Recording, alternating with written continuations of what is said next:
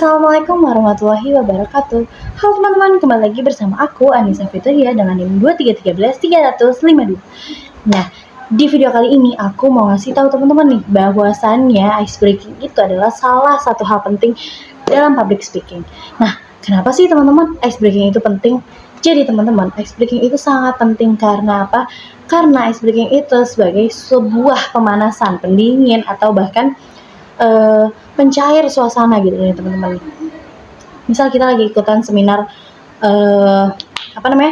tentang pelecehan seksual, tentunya itu pembahasan yang sangat amat narik otak gitu, kayak wah otaknya jadi kenceng gitu kalau membahas suatu hal yang berat gitu. Atau misal kita mengikuti seminar tentang politik, tentang kesehatan, tentang pelajaran atau bahkan hal-hal yang lainnya, atau bahkan hal-hal sekecil presentasi lah yang bisa kita temukan dalam kegiatan kita dalam sehari-hari. Nah, itu kan tentunya bikin kepala nih kenceng gitu, bikin otak kita nih mikir terus gitu. Nah, pasti syaraf-syaraf kita tegang, kita rasa tubuh kita tuh kurang nyaman teman-teman.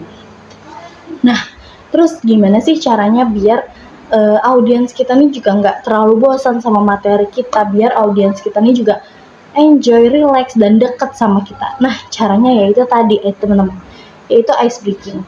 Jadi teman-teman, sebelumnya ada yang tahu nggak sih ice breaking itu apa?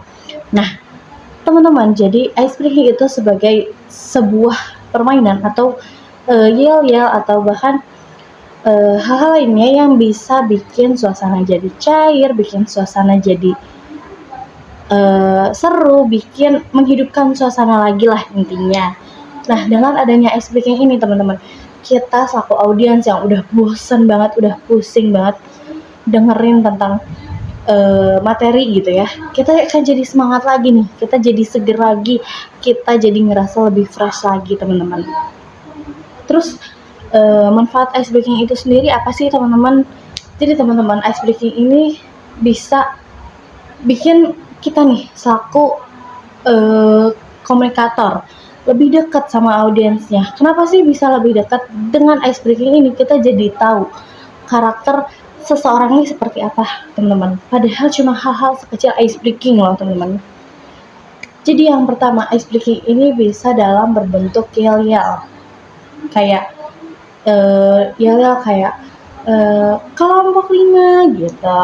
Terus pokoknya harus ada ice breaking ya teman-teman dalam setiap kegiatan, karena kalau nggak ada akan bosen, akan ngantuk, dan audiensnya juga jadi nggak fokus lagi nih sama kita, dan kita akan jadi terlihat orang yang sangat amat bosenin gitu, dan audiens kita nggak pengen lagi jadinya dengerin kita, udah mengantuk, capek, bosen, terus kita ngomongin hal-hal yang itu aja dan masalahnya berat, pastinya audiens akan kabur loh teman-teman. Jadi kita selaku para komunikator gitu atau public speaker, kita harus punya banyak stok koleksi ice breaking teman-teman.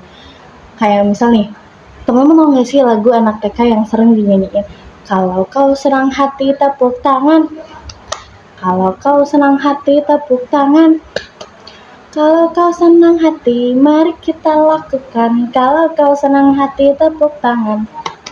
Nah, itu salah satu ice breaking yang sering aku lakukan di dalam kelas ketika presentasi. Atau kayak gini, ketika kita mau memulai presentasi atau ketika di tengah-tengah presentasi gitu, kita akan melakukan jogetan atau nyanyian kecil teman-teman, kayak gini, G double O G double O G double O D J O B, good job, good job, good job, good job.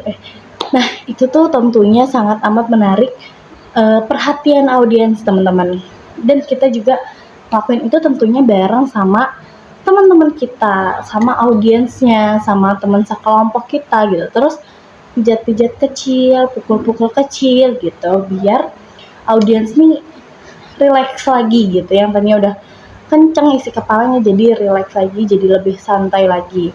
Nah, terus juga bisa dengan nyanyi, kayak nyanyi meletus balon hijau dul, hatiku sangat kacau. Nah, itu juga salah satu ice breaking, tapi bisa diganti dengan ejaan A, I, U, dan E, O. Nah, Itu juga tentunya jadi seru banget ya teman-teman. Atau kayak kita bisa nyanyi lagu-lagu yang lagi populer gitu teman-teman. Nah, mungkin itu aja yang dapat aku sampaikan. Kurang lebihnya mohon maaf. Wabillahi taufiq wal hidayah. Wassalamualaikum warahmatullahi wabarakatuh. See you.